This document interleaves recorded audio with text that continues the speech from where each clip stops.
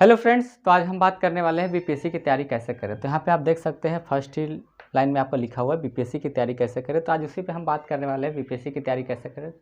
तो बहुत सारे ऐसे स्टूडेंट होंगे जो इस बार 12th पास किए होंगे, वो भी सोच रहे होंगे कि बीपीएससी की तैयारी हमें करना है या चाहे सिविल सर्विस की तैयारी करना है, तो बीपीएससी की तैयारी करने के लिए हमें प्रारंभ कैसे करना होगा। तो आज उसी पर हम बात करने वाले हैं। तो बीपीएससी के लिए एज लिमिट है, बीपीएससी के लिए योग्यता। तो फ्रेंड्स, आपको ये पता होना चाहिए कि बीपीएससी के लिए आप अप्लाई करने वाले हैं तो एज लिमिट कितनी होती है, ये इसके बारे में आपको जानकारी होनी चाहिए। अगर नहीं है तो आज बात करने वाले हैं। फिर आपको फ्रेंड्स बीपीएससी की तैयारी की बीपीएससी का पैटर्न के बारे में आपको अगर जानकारी नहीं है तो इस पर भी हम आज छोटी सी बात करने वाले हैं बीपीएससी के पैटर्न के बारे में कि बीपीएससी की पैटर्न क्या होती है। फिर बात करने वाले हैं 12 के बाद बीपीएससी की तैयारी कर सकते हैं या नहीं कर सकते हैं। तो फ्रेंड्स, ये आप खास करके 12 के बच्चे हैं जो कि इस बार 12th पास किए हैं तो उनके लिए है। ग्रेजुएशन के साथ तैयारी कर सकते हैं या नहीं कर सकते। अब कोई ऐसे स्टूडेंट होंगे जो कि पार्ट 1 में होंगे या पार्ट 2 में होंगे, तो वो सोच रहे होंगे कि बीपीएससी की तैयारी हमें करना है, तो क्या मैं साथ में बीपीएससी का तैयारी कर सकता हूँ या नहीं। तो इस पर भी बात होगा। प्रारंभ करने के लिए कौन सा किताब पढ़ें। अगर कोई इनिशियली स्टार्ट करना चाहता है तो उन्हें क्या पढ़ना चाहिए, कौन से बुक से एफर्ट करना चाहिए, स्टैंडर्ड बुक करना चाहिए या एनसीईआरटी पढ़ना चाहिए, कैसे स्टार्ट करना चाहिए, उस पर भी बात करने वाले हैं। तो फ्रेंड्स, आज चलिए इसी पे जिक्र करते हैं कि कौन से बीपीएससी के लिए योग्यता क्या होता है। तो चलिए बीपीएससी के लिए योग्यता क्या होता है हम ये जान लेते हैं। तो फ्रेंड्स, बीपीएससी के लिए योग्यता जो होती है, आपको पास ग्रेजुएशन या डिग्री जो आपके पास कंप्लीट होनी चाहिए। बैचलर डिग्री आपके पास कंप्लीट होनी चाहिए, चाहे वो टेक्निकल फील्ड से हो या चाहे नॉर्मल डिग्री आपके पास बैचलर डिग्री हो, तो वो बीपीएससी अप्लाई कर सकते हैं। अब यहाँ पे हम देखना चाहते हैं कि बीपीएससी के लिए एज लिमिट सबसे बड़ी बात है। तो एज लिमिट कितना में आप अप्लाई कर सकते हैं, कितना वर्ष आपके होने पर अप्लाई कर सकते हैं या कितना साल तक अप्लाई कर सकते हैं, तो इसके बारे में हम जानने वाले हैं। तो फ्रेंड्स, यहाँ पे कुछ पोस्ट होते हैं जो कि 20 वर्ष के लिए होते हैं, कुछ पोस्ट ऐसे होते हैं कि जो 21 वर्ष में ही आप अप्लाई कर सकते हैं, जो कि आप फॉर्म तो अप्लाई कर दीजिएगा 20 साल में, लेकिन 21 वर्ष के ही अवधि पर आपको वो पोस्ट मिलेगा। तो ये आपको ध्यान रखना है।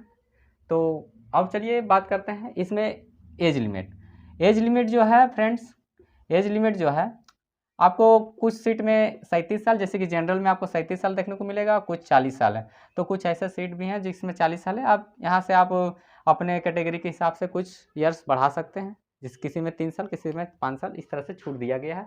तो आप मिलाकर अपना एज लिमिट बढ़ा सकते हैं। तो ये आपका एज लिमिट है जो छूट है दिए गए हैं, इतना साल तक आप फॉर्म भर सकते हैं। फिर हम बात करने वाले हैं बीपीएससी की पैटर्न के बारे में।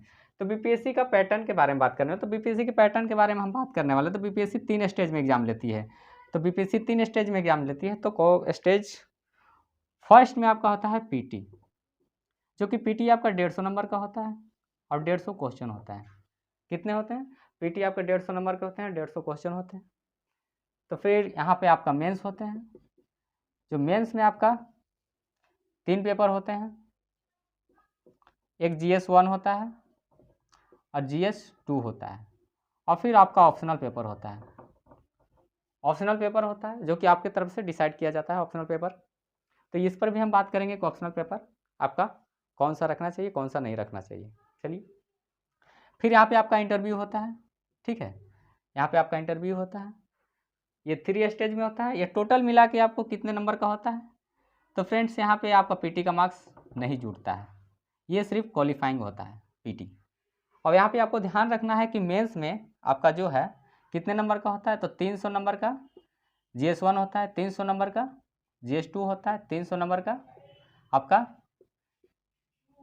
ऑप्शनल पेपर होता है। फिर आपको प्लस इंटरव्यू जोड़ देना है। तो 120 नंबर का इंटरव्यू होता है, टोटल मिला के आपको 1020 नंबर का होता है। तो ये आपको ध्यान रखना है। इसमें आपको जिसमें आपका ऑप्शनल है GS1 है, GS2 है, स्टडी जनरल स्टडी पेपर है। तो और यहाँ पे आपका बात करते हैं इंटरव्यू 120 नंबर बता दिया गया है। ठीक, तो अब बात करते हैं 12 के साथ बीपीएससी का तैयारी कर सकते हैं। तो यहाँ आप 12 के साथ बीपीएससी की तैयारी कर सकते हैं। तो एक सेकेंड रुक जाइएगा।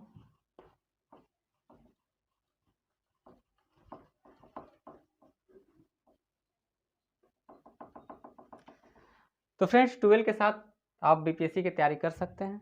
12 अगर इस साल आप पास आउट किए होंगे तो आप सोच रहे होंगे कि 12 के बाद आप बीपीएससी की तैयारी करना चाहते हैं, तो आप बिल्कुल कर सकते हैं 12 के बाद। आपके लिए बहुत अच्छा सुनहरा ऑफर है। आप अगर 12th के साथ बीपीएससी की तैयारी कर रहे हैं या किसी भी सिविल सर्विस की तैयारी कर रहे हैं तो आपके पास बहुत अच्छा मौका है कि आप बहुत अच्छे समय पे आप सोच बदल लिए हैं या फिर अपने लाइफ के लिए अच्छे एक रास्ता चूज किए हैं, जो कि आपके सही समय पे आप यहीं से आपका डायरेक्शन चूज होता है, जो कि आप किसी भी फील्ड में जाते हैं अगर 12th के बाद आप सोचना शुरू कर दिए हैं तो आपको सफलता नज़दीक आ गई है। तो फ्रेंड्स अब चलिए बात करते हैं 12th के बाद आप तैयारी कर सकते हैं, ग्रेजुएशन के साथ तैयारी कर सकते हैं या नहीं। तो फ्रेंड्स ग्रेजुएशन के साथ तैयारी कर सकते हैं, बिल्कुल सही है, यस ग्रेजुएशन के साथ भी आप तैयारी कर सकते हैं। अब यहाँ पे बात करते हैं प्रारंभ करने के लिए कौन सा किताब पढ़ें। तो यहाँ पे इंपॉर्टेंट हो जाता है प्रारंभ करने के लिए कौन सा बुक पढ़ें। तो यहीं पे हम आज जिक्र करने वाले हैं कि प्रारंभ करने समय हमें कौन सा बुक पढ़ना चाहिए, कौन सा बुक बाद में पढ़ना चाहिए, स्टैंडर्ड बुक कब फॉलो करना चाहिए, किन्हीं के द्वारा राइटर के द्वारा बुक लिखा गया है वो बुक हमें कब फॉलो करना चाहिए। तो उसी पर हम आज बात करने वाले हैं।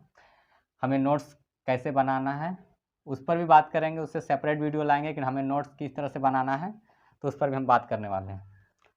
तो चलिए, तो हम बात करने वाले हैं कि कौन सा बुक पढ़ें। तो फ्रेंड्स अगर आप इनिशियली स्टार्ट करना चाहते हैं तो एनसीईआरटी बुक पढ़ें। पहले 6 क्लास से लेकर 12 क्लास तक का एनसीईआरटी बुक आप पढ़ें।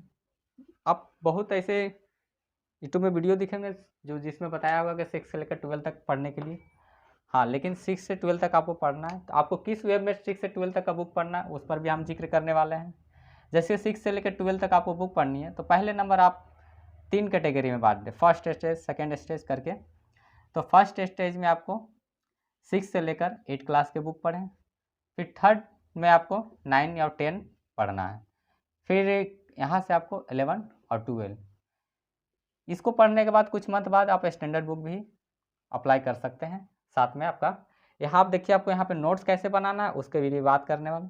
आप कोशिश करें कि जब भी आप पढ़ रहे हैं तो 6 क्लास से लेकर 8 क्लास का बुक एक साथ पढ़ने की कोशिश करें। आप जब इसको पढ़ लेते हैं 1 से 2 से 3 बार आप कम से कम ऐसे ही रिवीजन करें, रिवीजन के माध्यम से आप पढ़ते रहें। अब लगे कि हमको समझ में अच्छा खासा आ रहा है, नॉलेज प्राप्त हो रहा है, इसे समझने के तौर पे पढ़ें, क्योंकि आपको आप माइंडली संतुलन आपको अच्छी करनी है। सोच जितनी अच्छी करिएगा उतनी अच्छी आपके लिए मेंस में आंसर राइटिंग के लिए काम आने वाला है। तो यहाँ पे आप देख सकते हैं कि आप 2 बार 3 बार पढ़ चुके हैं, तो को 3 बार पढ़ने के बाद 2 बार 3 बार पढ़ने के बाद आपके यहाँ से अपना नोट्स बनाएं। जब यहाँ से आपका नोट्स बनना शुरू हो जाता है तो आपका नोट्स हो जाता है। ध्यान रहे कि आपका ये नोट्स हो जाता है जब 2 से 3 बार आप पढ़ते हैं तो अपना नोट्स खुद का बनाएं। ये नोट्स आपको ज़िंदगी भर काम देने वाला है और आगे भी फ्यूचर में साथ रहेगा। फिर यहीं पे आपको यही फॉलो करना है, यही सिस्टम यहाँ भी आपको उसी तरह से 9-10 पढ़ना है 2 से 3 बार, और थर्ड बार में आपको अपना खुद का नोट्स बनाना है। यहाँ पे स्टैंडर्ड बुक के बात करें तो 11-12 जो है आपको यहाँ भी उसी तरह से करना है। अब जब 11-12 आप पढ़ लेते हैं तो यहाँ पे आपको एक चीज़ ध्यान रखना है, 11-12 आपके लिए खास हो जाता है। और यहाँ पे आप जब आते हैं तो 11-12 का बुक में आप ज्योग्राफी हो चाहे हिस्ट्री हो चाहे राजनीतिक, उस सारे बुक को पॉलिटिया हो, तो उस सारे बुक को आप जब पढ़ते हैं तो उसमें क्वेश्चन दिया होगा। जो क्वेश्चन दिया होगा ना वो क्वेश्चन को आप कोशिश करें कि सॉल्व करने का कोशिश करें।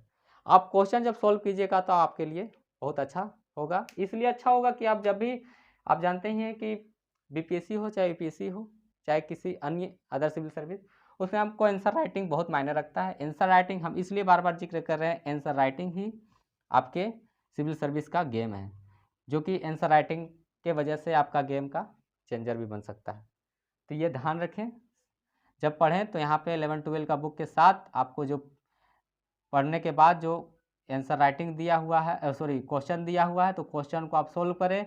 जितना से जितना ज़्यादा आप क्वेश्चन को सोल्व कीजिएगा उतना अच्छा आपका आंसर राइटिंग में उभार आएगा और अच्छी तरह से आप एक आंसर राइटिंग लिखने सीख जाइएगा। तो अब बात करते हैं हम स्टैंडर्ड बुक। तो राइटर की बुक के बारे में अभी हम बात नहीं करते हैं, राइटर की बुक कैसे फॉलो करना है पहले आप इस पर ध्यान बहुत अच्छे से दीजिए, उसमें हम सेपरेट वीडियो लाएंगे। इस पर आप ज़्यादा फोकस कीजिए कि आप क्या पढ़ना चाहिए, कैसे पढ़ना चाहिए, आप सब चीज़ आपको बता चुके हैं। अप्लाई करने के लिए अब हम बात करने वाले हैं अगले वीडियो में 68 बीपीएससी जो कि आने वाली है। ये अगस्त में आपका सीट आने वाला है, अगस्त मंथ में आपका सीट आने वाला है, सॉरी अगस्त मंथ में आपका सीट आने वाला है। तो अगस्त या सितंबर में आएगा, ठीक है, ये अगस्त कंफर्म नहीं था इसलिए मिटा दिए। तो अगस्त या सितंबर में आपका सीट आने वाला है। तो ये ध्यान रखें आप अपना तैयारी को, अगर अभी सब तैयारी करते हैं तो आपको बीपीएससी, अगर आप लास्ट पेयरिंग में हैं, जैसे कि ग्रेजुएशन आपका कंप्लीट होने वाला है, तो वो स्टूडेंट ध्यान रखें कि आप अभी से तैयारी अगर करते हैं तो आपका चांसेस ज़्यादा बन जाता है उस समय आते आते। तो चलिए, थैंक यू। इसी का तैयारी करना चाहते हैं तो आप मेरे चैनल से जुड़ जाएं, सब्सक्राइब कर ले। इस तरह के वीडियो आपको हमेशा मिलेंगे, टिप्स एंड ट्रिक मिलते रहेंगे, और सारे आंसर राइटिंग की प्रक्रिया के बाद बात हम करते रहेंगे हमेशा कि किस तरह से आंसर राइटिंग लिखना है। और हम कोशिश करेंगे कि जितना से जितना आपका हेल्प हो सके हमसे, वो मैं आपके लिए लाता रहूँ हर टॉपिक से रिलेटेड। तो थैंक यू।